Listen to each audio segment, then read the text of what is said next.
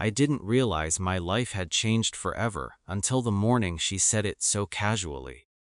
"You'll be fine in the garage for a few days." She didn't even look at me when she said it, just stirred her coffee like she was discussing the weather. I remember sitting there, hands folded neatly in my lap, trying to understand how I had gone from mother to inconvenience in a matter of months. I had spent nearly 5 decades working inside a courthouse, organized, reliable, trusted. My voice once carried authority. People listened when I spoke. Now, no one even looked at me. 3 months earlier, I had a mild stroke. Not enough to take my mind, but enough to slow my body. Enough to make people uncomfortable. Enough to make me inconvenient. My son insisted I move in with him. "Just until you recover, Mom." I believed him. I thought help meant support. Warm meals. Someone to check in. Maybe a little patience. I never imagined it meant exile. The first night, I didn't sleep. The cold settled into my bones before midnight. The cot creaked every time I shifted. The blanket was thin, worn down by time and neglect. There was no heater, no proper light, just a dim bulb hanging overhead, flickering like it couldn't decide whether I was worth illuminating. I stared at the ceiling beams for hours, tracing the cracks with my eyes like I used to trace lines in legal documents. Back then, details mattered. Now, I wondered if I mattered at all. By morning, my joints ached so badly I had to sit still for several minutes before I could stand.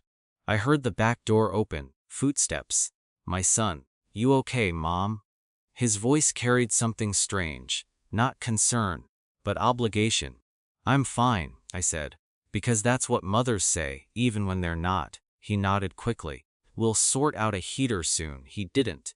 But I did hear something else after he walked away. Her voice, low, sharp. "If she doesn't make it through winter, we won't have to deal with legal mess later." I didn't move, didn't breathe, but something inside me shifted. Not weakness. They thought I was fading. They mistook quiet for confusion. But I remembered everything, every conversation, every whisper, every laugh that came at my expense. At night, I lay still. Not sleeping, but listening. The garage became my courtroom. Every word, evidence, every insult. A record. I thought about my life, about my husband, about the years I spent sacrificing for the very man now treating me like excess furniture. I remembered packing his school lunches, working late so he could go to college, skipping things I needed so he could have what he wanted. And now, I was sleeping beside rusted tools. That second night was colder, colder than I thought I could survive. I wrapped myself in everything I had, but it didn't matter. Cold like that doesn't just touch your skin, it seeps into your spirit. And that's when I understood something clearly. They weren't waiting for me to get better. They were waiting for me to break. Plan on the third morning. Something changed. Not outside. Inside. I stopped hoping they would care, and started remembering who I was. I wasn't helpless. I wasn't confused. And I certainly wasn't powerless. I still had my mind. And my mind had spent 47 years understanding the law. That morning, I sat upright on the edge of the cot, and whispered something to myself I hadn't said in a long time. This isn't the end. That was the moment everything began to turn. The watch my granddaughter had given me a watch 2 years earlier. A simple gift. "Just in case," she said. "It can record, track, even send alerts." At the time, I smiled. Now, it became my shield. That day, I activated it, quickly, carefully. And I started documenting everything. Conversations through the wall, laughter in the kitchen, plans whispered late at night. They spoke freely because they believed I was already gone. That was their mistake. Cecil phone evening. I heard them entertaining guests. Laughing, celebrating. A birthday, I think. Music played, glasses clinked, and then someone asked, "She's still out there?" My son laughed. "Yeah, tougher than she looks." More laughter, then her voice again. The garage is the only place she won't bother anyone. That line stayed with me, not because it hurt, but because it proved something. This wasn't frustration. This wasn't stress. This was intentional, calculated. Reaching out that night, I made 2 calls. One to someone who knew me before I became a burden, and one to someone who understood the law better than anyone I trusted. I didn't cry. I didn't beg. I simply stated facts, dates, details, evidence, because truth, when presented properly, doesn't need emotion. It carries its own weight. The turning point. Everything moved quickly after that, faster than they could imagine. Legal documents were prepared, evidence reviewed, oars filed. By morning, things were already in motion, and for the first time since I entered that house, Abby felt warm, not physically, but internally, because I knew something they didn't.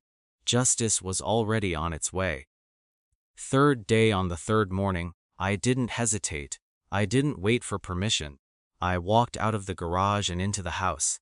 Calm, steady, clear. They looked surprised, almost irritated. Like I had stepped out of place. I placed the envelope on the table. No drama, no raised voice, just certainty. Read it. My son opened it casually. That expression didn't last long. Confusion turned to shock. Shock turned to silence. His wife stepped closer, reading over his shoulder. "What is this?" I answered simply. "The truth. In writing." The moment everything changed. There's a particular kind of silence that follows exposure. It's not peaceful. It's heavy, uncomfortable, final. They tried to speak, to argue, to dismiss. But the knock on the door ended that. Authorities arrived.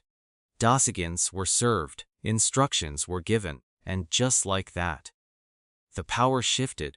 They weren't in control anymore.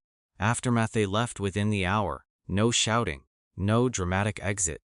Just quiet defeat. The same quiet they once forced on me. That night, I sat at the kitchen table. The same place I wasn't welcome before. And for the first time in weeks, Abby felt something close to peace. A new begin. I didn't stay in that house, not because I couldn't, but because I didn't need to. I found a small place of my own, Sybil warm, kie in the right way. Not the kind of silence that erases you, the kind that restores you. My granddaughter visits often. We sit together, talk sometimes. Other times, we don't, and that's enough. What I learned: people think strength is loud. It isn't. Strength is quiet. It watches, it waits, it remembers. And when the time is right, it acts.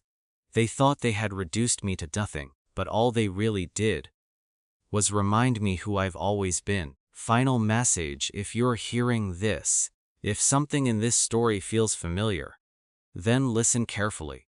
Silence does not mean weakness. Patience does not mean surrender. And just because someone underestimates you, does not mean they are right. Sometimes the strongest thing you can do is say nothing until the moment comes when saying something changes everything.